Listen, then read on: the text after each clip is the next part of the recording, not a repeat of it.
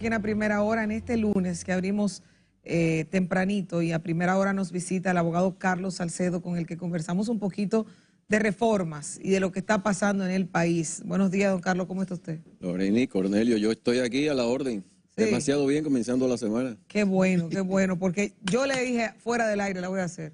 ¿Cómo usted está viendo todo esto de la reforma? Hoy se conoce la segunda lectura de la Constitucional. El jueves, vista pública de la reforma fiscal, y la semana pasada, el jueves, se introdujo la reforma laboral. 3 reformas en una semana, que una de estas, esta semana se aprueba, según lo que tengo entendido. ¿Qué opina usted? Mire, primero la realidad dicta que hay que modificar, hay que reformar, no hay cosas que permanezcan en el tiempo porque la sociedad va evolucionando. Incluso los mandatos culturales son mandatos de circunstancias y momentos, independientemente de que haya permanencia de principios, valores, ideales. Pero hasta eso va transformándose con el tiempo. Por lo tanto, esas 3 reformas que son trascendentes son fundamentales para el país. Pero además es un mandato. En el caso de la reforma fiscal es un mandato de la Ley 112. Y por lo tanto tenemos que ser obedientes al mandato hasta el año 2030 de poder procurar una reforma fiscal que por tanto tiempo se ha predicado, de la necesidad de los ajustes necesarios para que nosotros tengamos un sistema tributario, un sistema de cargas impositivas que se condigan con la realidad no solamente nacional, sino que se correspondan con lo que son los mandatos, para decirlo de alguna manera, internacionales, del Banco Mundial, del Banco Interamericano de Desarrollo, y al mismo tiempo de las políticas públicas que están encaminadas a proteger a la gran población dominicana, que tiene una gran ausencia y hay una deuda social bastante alta que lógicamente el gobierno tiene que llenar de alguna manera, y solamente a través de una reforma fiscal amplia, pues evidentemente lo podría hacer. Ahora bien, la reforma constitucional, fuera del aire también te dije, cuando Cornelio y tú me preguntaban, ¿qué tú opinas de la reforma constitucional? Bueno, poco soberana y poco ciudadana. Poco soberana. Mira, la soberanía popular, yo siempre he dicho que toda reforma tiene que tener por base la proconstitución, es decir, favorecer que se pueda defender la Constitución en su extensión y contenido en cada una de las reformas que se produzcan. Es decir, tiene que obedecer al mandato constitucional, en primer lugar. En segundo lugar, tiene que ser soberana. Soberana es que la ciudadanía tenga una participación vinculante, porque no puede haber un normativismo vacío del que habla Schmitt.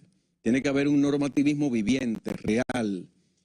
Y si tú la haces de espaldas a la ciudadanía, en el caso de la cláusula pétrea que se ha estado hablando, hay discusiones teóricas, yo tengo una teoría, Eduardo y yo compartimos esa teoría, Naces Perdomo, hay otros, como Cristóbal Rodríguez, que dice que bueno, no hay necesidad de acudir, en este caso, al referéndum aprobatorio. Pero el referéndum aprobatorio es un mecanismo de participación en los elementos trascendentes de la reforma. Si tú en la actualidad tienes en el artículo 268 una sola cláusula pétrea de que la forma de gobierno civil, republicano, democrático y representativo no debe ser modificado, es decir, de manera perenne, eterna, al tú añadir un elemento de petrificación, evidentemente que estás haciendo una modificación trascendente que necesita que la consulta del pueblo, por eso yo digo que es poco ciudadana y poco soberana y poco democrática. En la medida en que tú alejes al ciudadano, al soberano de cualquier proceso de reforma trascendente, estás desvirtuando la democracia que necesariamente vincula al ciudadano, vincula al pueblo con cada una de sus decisiones. Por eso la desidia ciudadana, por eso la inercia ciudadana. Victoria Camps habla de una democracia sin ciudadanos y habla precisamente ¿por qué? Porque en la medida en que el ciudadano se sienta alejado de las grandes decisiones de gobierno, automáticamente hace perder el interés. Por eso tenemos una falta de deber cívico, de cumplimiento ciudadano, de vinculación con cada uno de los momentos trascendentes o de las cosas que nos comportan a todos. Y este es el momento, y lo he dicho también públicamente, privadamente, lo he escrito en muchas oportunidades, independientemente de la teoría que tengamos, de si es pétrea o no pétrea, si es un proceso, si no afecta el procedimiento de reforma, que he dicho claramente que es tocar más severamente la forma de modificar la Constitución en el caso de la petrificación de la forma de elección presidencial. Si en la actualidad el artículo 268 solamente contiene una cláusula pétrea y en la actualidad para reformar la forma de elección presidencial solamente se requiere, no solamente, sino acudir a una ley de reforma constitucional. Y esa ley de reforma constitucional tiene que ser aprobada por las 2/3 partes de la matrícula de los asistentes, senadores y diputados, pero estos tienen que ser de cada cámara más del 50%. Entonces, tiene todo un procedimiento agravado de reforma y ahora no va a tener procedimiento. Tú le vas a quitar el procedimiento porque no va a haber posibilidad de modificación. Por lo tanto, es una transformación de la forma en cómo la Constitución se modifica, tanto que impide su modificación. Es decir, es la más grave transformación a la forma de modificación de la Constitución. Pero independientemente de la teoría, yo digo, vamos a suponer que tenga razón el núcleo duro de los juristas que opinan de manera contraria. ¿Y qué hacemos con el soberano? ¿Tú vas a hacer una interpretación favorable a quién? ¿Al que gobierna? ¿Al que recibe el mandato del ciudadano para gobernar? ¿Para representarnos en la Asamblea Revisora? ¿O tú prefieres hacer una interpretación pro Constitución, pro soberano, pro ciudadano, de participación activa, lo que dice Drucker? Es decir, ¿cómo yo en la patria participo de manera activa si no tengo de parte de los gobernantes el oído puesto y los ojos puestos para que yo participe? Ah, bueno, son importantes solamente los entes de gobierno. Y los entes de gobierno son los que componen los poderes tradicionales y los nuevos poderes. Y por lo tanto, en la medida que yo sea, no quiero decirlo, pero el hazmerreír del gobernante, que solamente acude cuando tiene votaciones, yo soy importante, pero soy importante para solamente callarme la boca en el resto del proceso de gobierno. Y el proceso de gobierno entraña acudir a los mecanismos que la Constitución provee. Si el artículo 272 dice que en caso de que haya no solamente derechos fundamentales envueltos, sino también que haya un proceso de reforma de la forma de transformar la Constitución o de reformarla, evidentemente que el ciudadano, conforme a ese mandato, debe ser consultado. Sí, don Carlos, si usted supiera que una de las preguntas que le iba a hacer era sobre su opinión de cara al referéndum. Hablé mucho, ¿verdad? No, al contrario, sí creo que está bien específico. Entonces, especificarle al pueblo, obviamente, que este es un mecanismo que la misma Constitución especifica, ¿verdad? Que no tiene reglamento todavía. Que no tiene reglamento, pero lo que le quería que le explicara es qué pasa en el caso de que para un proceso se necesite el referéndum. Creo que debe votar por lo menos el 40%. 30%. El 30%. ¿Qué pasa en el caso de que no pueda votar ese 30% si se llamara ese proceso? Sobre todo viendo que las elecciones presidenciales, que deben ser las que más llamativas, estamos teniendo en los últimos 2 procesos las votaciones más bajas de Trujillo hacia la época, con una participación debajo del 50%. Entonces, ¿qué pasaría en el caso de que no se pudiera lograr esa participación? Bueno, lo primero es que se establece que más de la mitad de los que figuran en el padrón electoral deben participar para que sea habilitada esa forma de participación popular. Y en segundo lugar, más del 30% tiene que decir sí o no a lo que haya sido consultado. Por lo tanto, no se trata de una participación tan activa. Nosotros no hemos tenido menos del 50% de participación en las últimas elecciones, ronda el 40% de abstención. Por lo tanto, tenemos alrededor, redondeando los números, de un 60% de la ciudadanía participando. Y hay una vinculación de la ciudadanía mucho más activa. Yo pienso que a pesar de la indiferencia, de la desidia de muchos, de esa despolitización ciudadana, para decirlo de alguna manera en palabras de Tenser, yo pienso que hay mucha ciudadanía, Marcha Verde y otros movimientos importantes, han venido a colaborar activamente en la necesidad de participación de la ciudadanía en los eventos importantes. Por lo tanto, yo creo que hay posibilidad de que la ciudadanía, más del 50%, participe. No hay una ley, tú decías muy claramente, que regule esa situación. ¿Qué haríamos si no hay el número suficiente de más del 50% de los que están empadronados para la elección popular?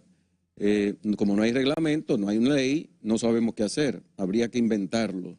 Pero es lógico que si en una primera ocasión no participa más del 50%, habría que necesariamente ese vacío normativo crearlo.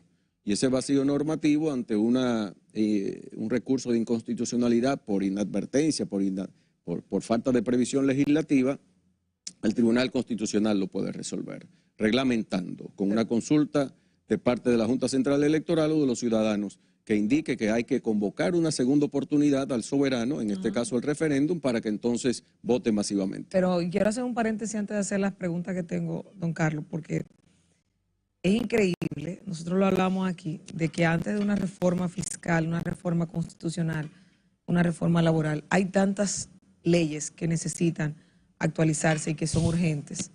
El tema de la seguridad social, el tema de la salud mental, el tema del Código Penal. Pero fíjense cómo hay una ley, que es la propia Constitución, la ley de leyes, que manda a que se trabaje el reglamento para un referéndum aprobatorio que a esta fecha, desde el 2010, no se tiene. O sea, estamos hablando de 14 años de un reglamento que debió estar al año siguiente ya en función, en operaciones, para que cuando el soberano, el pueblo dominicano tenga este tipo de dilemas se le pueda consultar. Que dicho sea de paso, también habría que contemplar los costos y la mecánica de esto. Si va a ser en colegios, si va a ser de qué forma, si va a ser digital, si va a ser sí o no, preguntas abiertas o cerradas, todo eso debe contemplarlo ese reglamento. No lo tenemos. No tenemos como usted lo dice, salir a decir, hay una pregunta, ¿va o no va la Constitución, la modificación? No hay forma de consultar al pueblo en su mayoría. Además, si hubiera la forma, ¿cuánto nos cuesta? ¿Qué metodología? ¿En qué tiempo se hace? ¿Qué es el porcentaje válido? Son muchos puntos que usted ha mencionado y me ha levantado otras preguntas. Ajá. Muchas aquí, las voy anotando. La primera, usted sabe que se ha dicho, lo dijo el presidente del Congreso, Ricardo de los Santos, dijo que es la primera vez en la historia donde un presidente modifica la Constitución y no es para su beneficio personal. ¿Qué tan importante es modificar la Constitución para un presidente? Porque al parecer eso quiere dejar en su legado el presidente Abinader. Decir que modificó la Constitución y no se benefició, sobre todo en el entendido de que los otros dos puntos, aparte de poner el candado que yo creo que existe, porque la Constitución dice 2 periodos y nunca más. Coincidimos tú y yo. 2 periodos y nunca más, ¿verdad? Eso es lo que yo creo, pero yo no soy constitucionalista ni abogada. Y que no parece, ¿no? Tanto el tema de la reforma por el código, por el procurador general o por la cantidad de legisladores, no tiene sentido en este momento. Pero usted entiende que es un legado importante modificar la Constitución para un presidente, haciendo hincapié en que no es para beneficiarse a él. Mira, la rémora, lo que hemos tenido a lo largo de toda la historia republicana, ha sido una discusión, diríamos, esencialmente concentrada en gobernantes que llegan al poder con una vocación democrática, pero es todo apariencia, es todo una ficción, es todo un eufemismo dirigido a preservar el poder a toda costa. Y bueno, lo vimos en el primer periodo republicano, en la primera gestión de gobierno, que fue lo que hizo en este caso Santana. Es decir, el artículo 210 es un reflejo de ese autoritarismo, de esa exacerbación de concentración de poder y permanencia en el cargo, no importa el mandato soberano, no importa lo que haya que torcer, tergiversar para mantenerse en el poder. Y yo siempre he dicho que la concentración de poder tiene solo un destino, que es la arbitrariedad del abuso, y eso es lo que se ha manifestado a lo largo de la historia. Y por lo tanto, eso es un lastre que nosotros tenemos que tener en cuenta al momento de que un gobernante, un líder político, se encumbre en el poder y luego entienda que está por encima del bien y del mal. Y por lo tanto, yo quiero significar, y lo he dicho y lo he escrito públicamente, que el presidente de la República, Luis Abinader, con eso refleja, manifiesta, concretiza una vocación de respeto por la alternancia en el poder. Tiene que haber en democracia una forma en que se garantice que hayan otros relevos que vengan a sustituir y a continuar las políticas con una visión incluso más amplia, diferente, sin criticar a la anterior, siempre y cuando no sea criticable. Hay cosas que son evidentemente criticables. Ahora bien, una cosa es el deseo del presidente, dejar reflejada su impronta constitucionalmente hablando, de que esa rémora hay que cortarla por todas las vías. Y yo digo que era innecesario, porque la Constitución tiene una serie de trabas, de candados, como él lo ha llamado, de cerrojos, que finalmente impiden que la reforma se produzca a troche y moche, a velocidad importante. Si, por ejemplo, no tuviera la mayoría congresual, sería muy difícil incluso que esa vocación presidencial se pudiera efectuar, porque efectivamente toda la oposición está en contra, para bien o para mal. A veces se tuercen los principios porque antes se pensaba de una manera, dos y nunca jamás. Eso lo tenemos ahí, sin embargo se está oponiendo a eso, que incluso era el principio de lo que hoy es la Fuerza del Pueblo, o su líder principal, mi estimado amigo Leonel Fernández. Pero lo propio podemos decir del PLD, es decir, en el año 2015 se hizo una modificación precisamente para garantizar la postulación en una sola ocasión adicional y nunca jamás. Pero eso está consagrado en la Constitución, no hay forma. Ahora, de ahí a saltar a la imborrabilidad, inmodificabilidad, intransformabilidad de la forma de elección presidencial, me parece un reflejo de buena voluntad, pero al mismo tiempo de consagrar para la eternidad una forma de elección presidencial que bien puede ser modificada posteriormente. Y de alguna manera obligar a generaciones futuras a que no puedan hacer algún tipo de modificación. Yo digo que eso tendrá un derrotero, un final, y ese final el Tribunal Constitucional habrá de pronunciarse, y yo estoy seguro de mi parte. ¿Qué va a hacer en contra? Que evidentemente el Tribunal Constitucional tendrá que pero a pesar de que declarar inconstitucional esa forma, esa elevación de petrificación al artículo 268 de la forma de elección presidencial. Sí, sí. No tiene elementos a favor en el Tribunal Constitucional que le den... Bueno, hay una nueva composición, precisamente una composición por eso diferente, y probablemente eso contribuya a que pueda haber una opinión totalmente diferente. Las decisiones trascendentes en los Estados Unidos lo hemos visto, conservadores son los que están y han venido favoreciendo al que viene a la saga con la presidencia de la República, que ya lo fue, que es Donald Trump. Sí. Pero también la composición determina finalmente la decisión. Sin embargo, ahí hay gente que yo pienso que en su gran mayoría piensa como yo. Pienso, sí, por lo menos en lo que yo he visto a lo largo de su historia. Doctor, parecería que usted me está leyendo la pregunta que está anotando, porque él tiene una cosita que tiene algo, porque vengo con el tema del exceso de los candados. Para que yo te leo así. Sí. Miren, si nos vamos a la historia reciente con el tema de las modificaciones constitucionales desde el punto de vista presidencial, en 2003 se modificó para dar aquiescencia a que Hipólito pudiera ser candidato. 2002. 2002, para que Hipólito pudiera ser candidato. Hipólito perdió las elecciones. Pero en el 2015, de cara al proceso del 2016, se modifica la Constitución para que Danilo pueda ser candidato. Y obtuvo la mayor votación de la historia de la República Dominicana. La misma modificación. 62.3, 62, exacto, 62.6, por ahí. Sí, la mayor, dentro de democracia, la mayor votación, sí, superando a Juan Bosch del 62. Vemos los dos, como las dos esquinas, las dos puntos opuestos de este proceso. Pero hacia donde voy es que cada espacio y cada tiempo, como usted lo decía, cada generación tiene una constitución propia, o debe tener una constitución propia. El exceso de candados, y como usted bien lo decía, está limitando a que en 20 años, ¿verdad?, nosotros podamos generar los cambios en la constitución de la sociedad que tenemos en ese momento. ¿Qué tan negativo, que usted dio una pista ahora, qué tan negativo puede ser eso? ¿Qué tanta obstrucción podría tener desde el punto de vista constitucional? ¿Y qué papel usted entiende que debería jugar la sociedad? Porque veo que en este proceso está saliendo los partidos políticos, los comunicadores, pero la sociedad en sí, ¿qué papel debe jugar de cara a algo que va a lesionar, desde mi punto de vista, la posibilidad de transformar nuestra Carta Magna a futuro? Mira, tú has planteado un tema que yo lo he abordado no solamente aquí, sino incluso en territorios extranjeros, en algunas contribuciones internacionales que he hecho.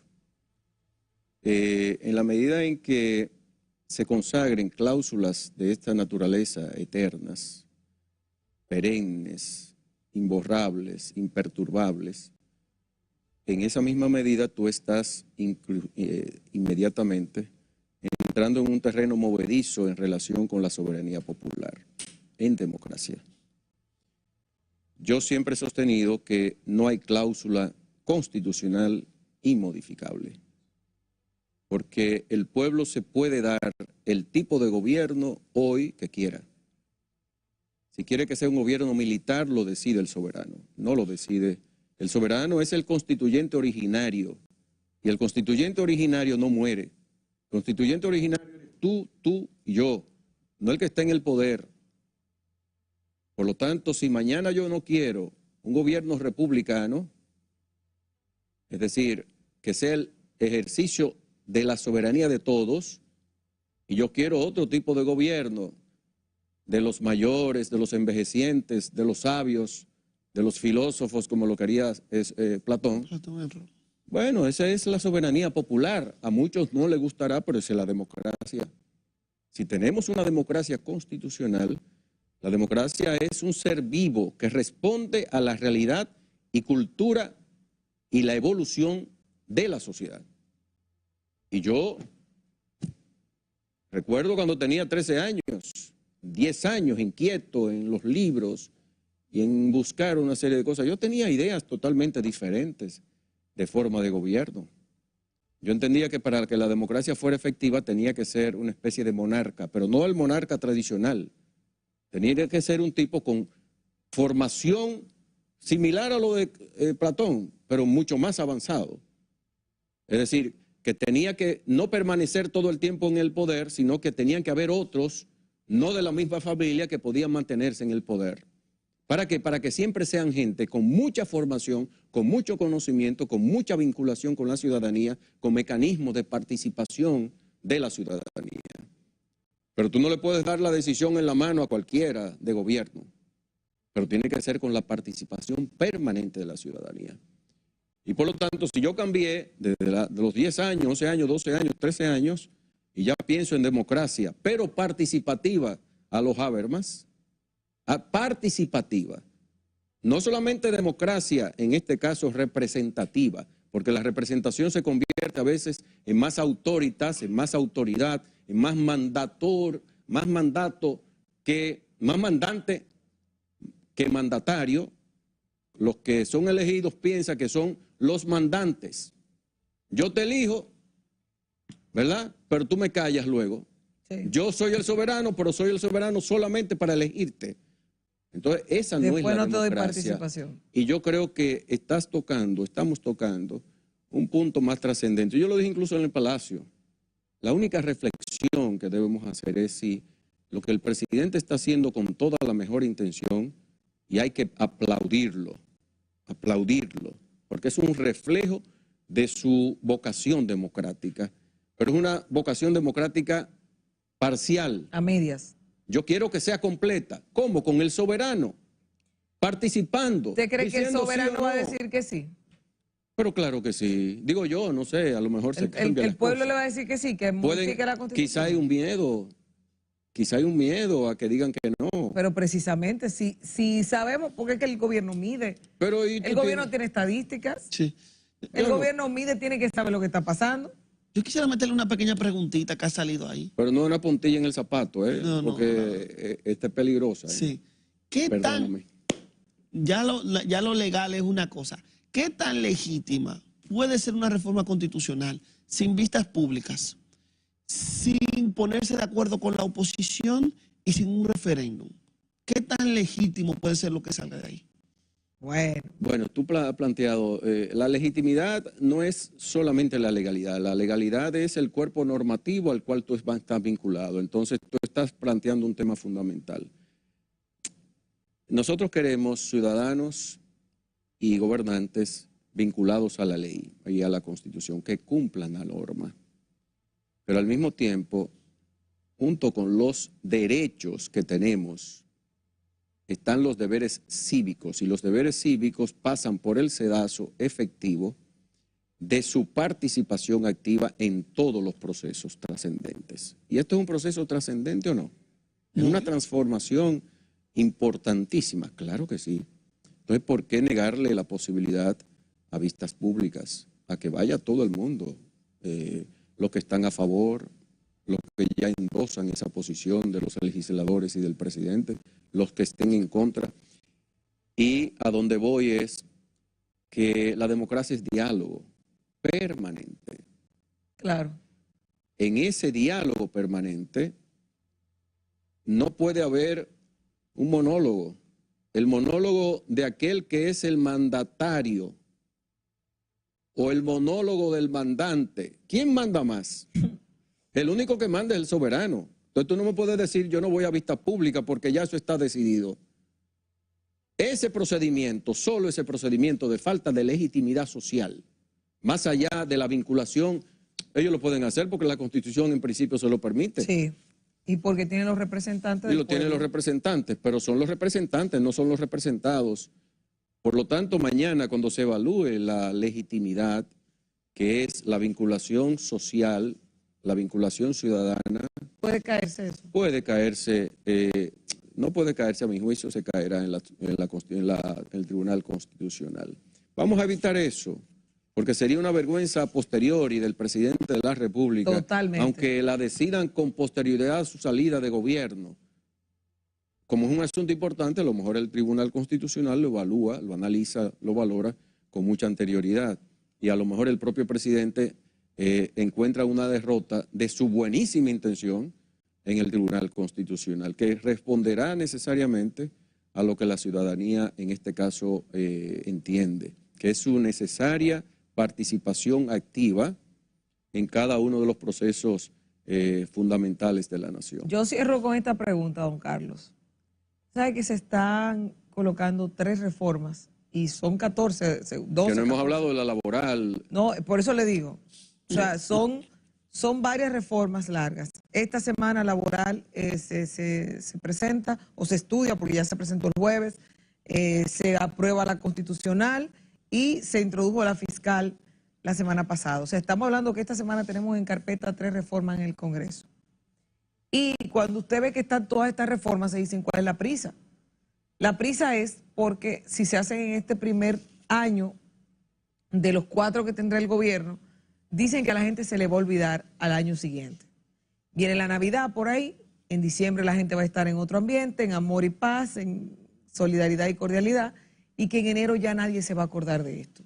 Se está apostando a la memoria a corto plazo del dominicano. ¿Qué usted opina sobre esto? ¿Usted cree que al pueblo se le olvide el tema de una reforma constitucional sin vista pública, de una reforma fiscal que le imponen impuestos por un tubo y 7 llaves, que valga la redundancia, y de la reforma laboral que se ha introducido y que incluso los sectores empresariales son los que están en contra? Mira, hay una lógica, no sé si lo saben, pero bueno, yo he trabajado por 40 años, que es mi edad, pero tengo 40 años trabajando en reformas, transformaciones, propuestas, y he participado de manera excepcional en prácticamente todos los procesos de reformas, directa o indirectamente desde el año 90, incluso en los 80, que era muy joven todavía. Por lo menos en ideas, en escritos, en participaciones de muchos grupos. Hay una lógica natural del que está en el gobierno, cosa que no es negativa, de que las grandes transformaciones se deben hacer cuando yo tengo la gran mayoría. Y esa gran mayoría me ha dado un voto de confianza para yo producirla. Por lo tanto, en la lógica política eso es perfectamente válido. Es decir, no podemos tampoco quitarle la razón. Ahora bien, la razón de ser de esa mayoría es porque la ciudadanía debe ser vista francamente, legítimamente, auténticamente, en cada uno de los elementos y contenidos de cada una de las reformas. No es, me diste mandato, hazla y olvídate de mí. No, te di el mandato, hay que hacer la reforma fiscal, hay que hacer la reforma laboral. Esta sociedad de hoy no responde a un código del año 92. Así es. No, esto es una sociedad transformada en todo el engranaje productivo de la nación. Por lo tanto, hay que actualizar el código de trabajo de la República Dominicana. Nosotros no podemos seguir respondiendo a una serie de incentivos, exenciones, que ya no tienen razón de ser y que benefician a determinadas personas o determinados grupos empresariales, y hay que sincerar todo eso. Hay que evaluar, evidentemente, la presión fiscal, pero primero hay que ver a quiénes se va a afectar, si es al que de a pie, si es al nosotros, la clase media alta, etcétera, que son las que finalmente reciben los dardos permanentes en toda reforma. Y en el caso de la reforma constitucional, ya lo hemos hablado. Yo pienso que la ciudadanía no se va a olvidar. Y de hecho voy a revelar algo que he dicho. Revélelo. En ocasiones a personas que están en poder y que de alguna manera se acercan a nosotros. Por razones diversas, consultorías o cualquier tipo de preguntas. Reforma fiscal, véanse en el ojo del año 1984. ¿Qué pasó? Inducida o no por el Partido Reformista, por cuestiones de estrategia política contra el gobierno de turno del PRD, Jorge Blanco, una poblada que llevó más de 80 muertos en un solo día. Y inducida o no, reitero, había un escozor ciudadano, una respuesta ciudadana a una imposición, porque eso no pasó por el sedazo social. Y yo le digo, todos los pasos estratégicos, que a eso que me refería, que he participado en tantas cosas. Yo he participado en muchas estrategias para reformas importantes del país que finalmente se han dado, pero ha habido un consenso técnico, un consenso político, un consenso social. Sin esos tres elementos no hay posibilidad alguna de que al pueblo se le olvide ninguna de estas grandes reformas necesarias, imprescindibles, para atender a una población, a una ciudadanía con cultura, con momento, con una evolución importante, una sociedad diversa, una sociedad pluralista, una sociedad donde todo el mundo entiende que no pueden haber exclusiones, y una reforma de esa naturaleza de gran calado, como cada una de estas, amerita precisamente que no hayan exclusiones. No pueden haber privilegios para el que esté en el gobierno, porque el privilegio, si hay un privilegio, es el derecho que tienen los ciudadanos de ser activamente participados y participantes en cada uno de estos procesos. Bueno, la verdad que es interesante siempre hablar con usted, don Carlos, que uno se queda. Y siempre es corto el tiempo. Sí, siempre es corto el tiempo, pero lo bueno es que lo tenemos a él para que venga cuando quieran. Sí, porque por lo que me siento muy a gusto, porque ustedes son, aparte de muy agudos, muy incisivos. Sí, no, pero le voy a decir algo. Creo que como viene. Pero es terrible, ¿eh? Un poquito nada más, un poquito. Mire, pero me encanta. Como vienen más reformas por ahí, yo creo que a usted le toca volver por aquí. La que quieras. Y vienen varias, no solamente esas tres que están en carpeta esta semana. Gracias a Carlos Salcedo, abogado, que siempre es un colaborador de este espacio que nos acompaña para llenarnos de información importante. Y a ustedes la sintonía. Vamos a una breve pausa. Cuando regresemos hablamos de la semana que concluyó, el RD Fashion Week, y también hablamos de un proceso de arbolado que se está desarrollando en el Distrito Nacional, entre otras cosas. Además tenemos otra entrevista interesante sobre un tema, el tema del día. No se muevan. Volvemos en breve con más contenido emocionante en A Primera Hora.